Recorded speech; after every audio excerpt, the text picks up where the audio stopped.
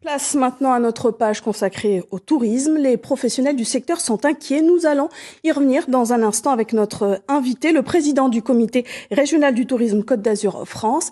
Mais avant, je vous propose de regarder ce reportage qui a été tourné à Saint-Raphaël dans un camping, habituellement en pleine activité pendant les vacances de Pâques. Confinement oblige, le lieu est désert, du jamais vu depuis la création du camping.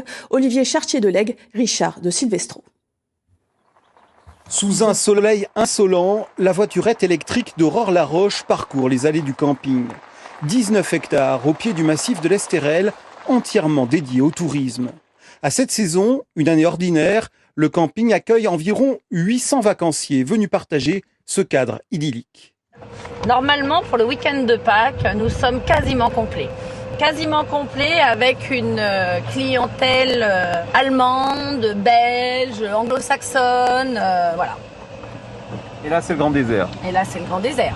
Si vous prenez là la partie camping, nous avons 164 emplacements et 164 emplacements vides.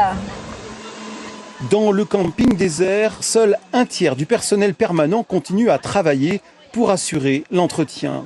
L'embauche de 37 saisonniers a été repoussée à une date indéterminée. Ou alors on fait bonjour, remède contre la morosité. Notre rendez-vous quotidien. Seule touche de gaieté dans ce tableau morose, la minute quotidienne filmée puis partagée sur Facebook avec les 65 000 habitués du lieu, confinés loin du Var. J'ai la chance d'avoir 40% de clients, de vacanciers fidèles.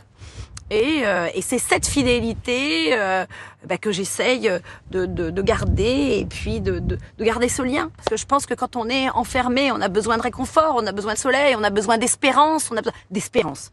Et on leur donne cet espoir de peut-être revenir cette année ici chez nous. Pas de baigneurs pour plonger dans l'eau turquoise des piscines, pas de clients à la boutique.